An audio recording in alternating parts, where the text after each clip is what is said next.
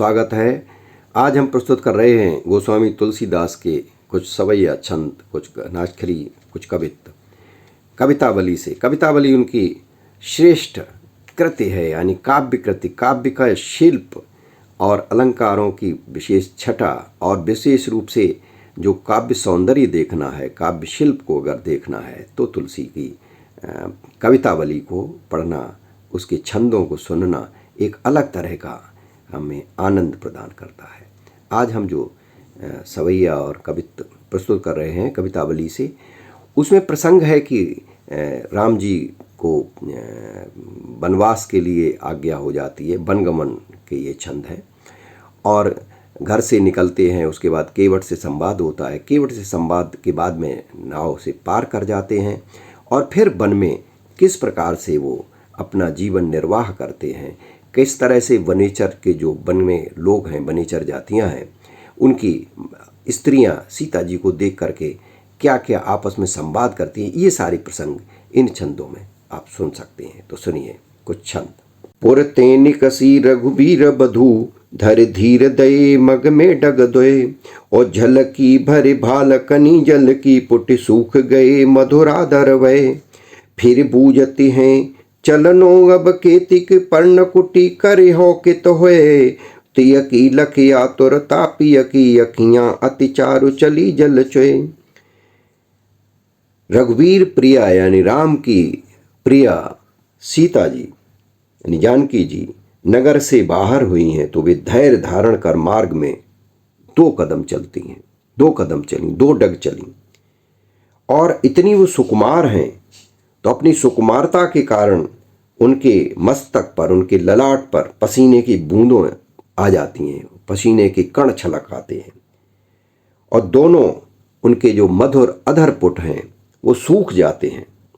वे घूमकर पूछने लगती हैं राम से, अरे प्रिय, हे प्रिय, अब कितनी दूर और चलना है, और कहाँ चल करके पर्णकुटी यानी पत्तों की जो कुटिया है ठहरने के लिए कितनी देर बनाएंगे। वो थकान हो जाती है उनको।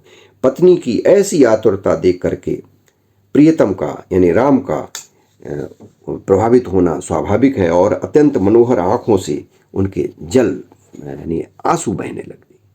ये दृश्य है इसमें, देखें। अब थोड़ा और चलते हैं और लक्ष्मण पानी लेने के लिए कहीं आसपास गए हैं। राम और सीता जी खड़ी। सीता जी थक भी गई हैं, तो किस प्रकार से राम से वो बात करती हैं। उनका आशय ये भी है, गोस्वामी तुलसीदास जी ने जो दृश्य यहाँ चित्रित किया वहाँ ये भी आशय है कि सीता जी चाहती हैं कि थोड़ी देर रोक लें, कि वो थक गई हैं। देखें, प्रस्तुत है ये छंद, देखें। कि जल को गए लखन है लरिका, परिखो पिय छाह घरी को है ठाड़े, और पहुँचे पसे हु बयारे करो, और पाए पखारे हो भू भरे ढाड़े। ओ तुलसी रघुबीर प्रियाश्रम जान के बैठ विलंब लो कंटक काढ़े, और जानकी नाह को नेह लख्यो, पुल को तन बारे बिलोचन वाड़े। जानकी जी कहती हैं कि हे प्रीतम, लक्ष्मण अभी बालक हैं, अभी बच्चे हैं, उनकी प्रतीक्षा कर लीजिए। मैं आपके पसीने को पोंछ करके हवा करूंगी और आपके चरणों को धोऊंगी। प्रिया की थकावट को जानकर रामचंद्र जी बैठकर बड़ी देर तक उनके पैरों के कांटे निकालते रहते। उनके पैरों में यानी रास्ता चलने से कांटे लग गए हैं। जानकी जी अपने प्राण प्रिय को प्रेम से देख करके कि वो उनके कांटे पैरों के निकाल रहे हैं, आनंद से वो रोमांचित हो जाती हैं और उनके दोनों नेत्रों से आंसू बहने लगते हैं। ये एक दृश्य है जो कि वनगमन के। अब और थोड़ा सा आगे चलते हैं तो जो वनेचर जातियां हैं वहाँ की महिलाएं आकर के उनको देखती हैं। नई नवेली वधुएं हैं जो घूंघट में हैं, वो देखती हैं और वो किस प्रकार से आपस में बात करते हैं। देखें कि सावरे गोरे सलोने शोभाएं, मनोहरता जिति मैनु लिए है, और बान कमान निसंग कसे सिर सोहे, जटा बन मुनि बेश कियो है, और संग लिए विधु बैनी बधु रति को जे ही रंचक रूप दियो है, और पाए न तो पन ही न पयो दहे, क्यों चले हैं सकुचात ही यो है।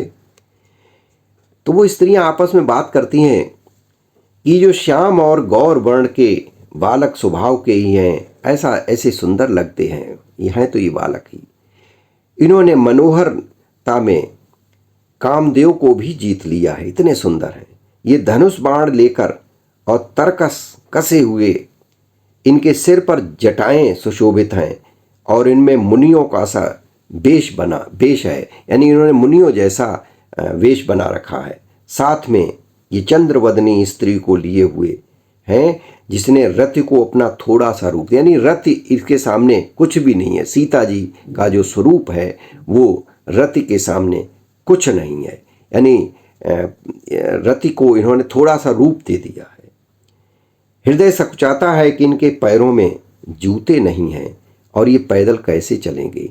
ये राम लक्ष्मण और सीता को देख करके वन की जो स्त्रियां हैं, आदिवासी स्त्रियां हैं, वो इस तरह से आपस में बात करती हैं।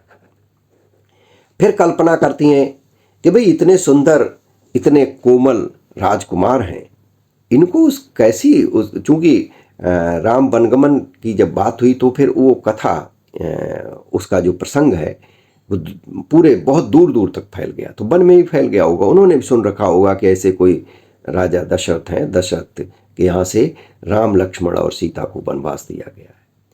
तो वो आपस में बात करती हैं कि वो रानी कैसी होगी जिसने इतने अच्छे अच्छे लोगों को, इतने अच्छे राजकुमारों को, अपने बच्चों को बाहर निकाल दिया। राजा कैसा होगा, कितना कठोर हृदय होगा।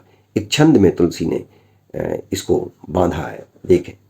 रानी में जानी अयानी महापविपाह न हूते कठोर ही है, और राजहु काज अकाज न जानो, कहोती को जे ही कान कियो है। और ऐसी मनोहर मूर्तिये बिछुरे कैसे प्रीतम लोग जियो है, और आँखें में सख राखे बिजोग, इन्हें कमी के बनवास दियो है। आपस में बात करती हैं और कहती हैं कि मैंने जान लिया कि रानी महामूर्ख है, उसका हृदय वज्र और पत्थर से भी कठोर है, और रानी ही नहीं, राजा को भी कर्तव्य का ज्ञान नहीं रहा है। जिन्होंने स्त्री के कहे हुए कान पर, यानी उनकी बात पर, स्त्री ने कह दिया और उन्होंने उसकी बात पर कान दिया। अरे इनकी मूर्ति ऐसी मनोहारिणी है, भला इन लोगों का वियोग होने पर इनके प्रिय लोग कैसे जीते होंगे। हे सखी, ये तो आंखों में रखने योग्य हैं। इन्हें जिस रानी ने, जिस राजा ने वनवास दे दिया, कितना कठोर है, ऐसा कैसे हो गया। एक सवैया और एक छंद और इसी प्रसंग का देखें कि शीस जटा उरवाहु विशाल बिलोचन लाल तिरीछी सी भोहें, और तून सरासन बान धरे तुलसी बन मार्ग में सुठी सोहें। और सादर बारही बार सुभाएं, चिते तुम त्यों हमरो मन मोहे। और पूछते ग्राम बधू सियसों, कहो सावरे से सखी रावरे को हैं।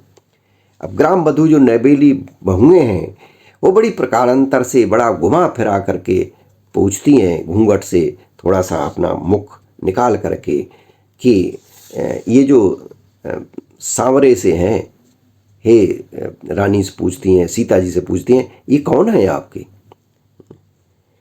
सीता जी से गांव की स्त्रियां पूछती हैं कि जिनके सिर पर जटाएं हैं, शीस जटा और बाहु विशाल बिलोचन लाल तिरछी सी भुएं।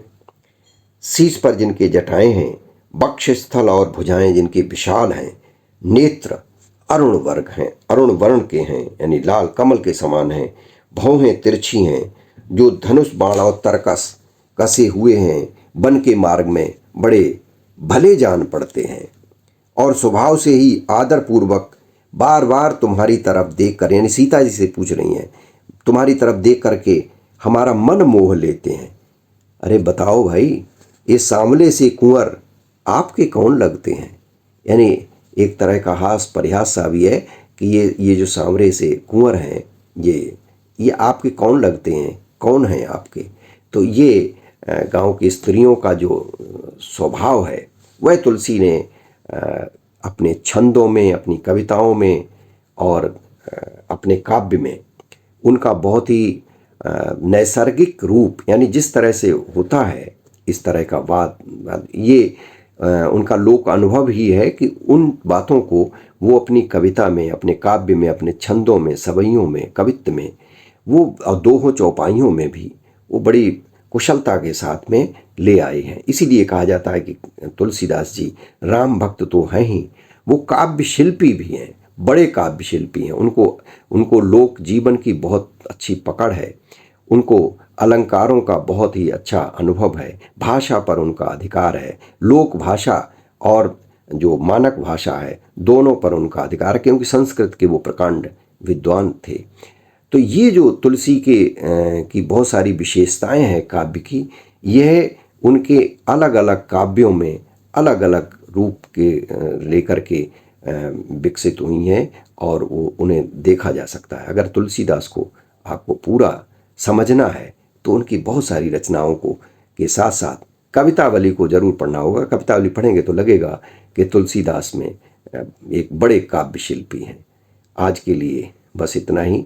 ये आपको वीडियो कैसा लगा इसे आप अपनी टिप्पणी के रूप में ज़रूर लिखें, और तुलसीदास का कौन सा प्रसंग, कौन से छंद, कौन सा दृश्य, यानी क्या आप सुनना चाहते हैं उनके बारे में, तो आप टिप्पणी में लिखें, हम उन्हें प्रस्तुत करने की कोशिश करेंगे। आज के लिए बस इतना ही। नमस्कार।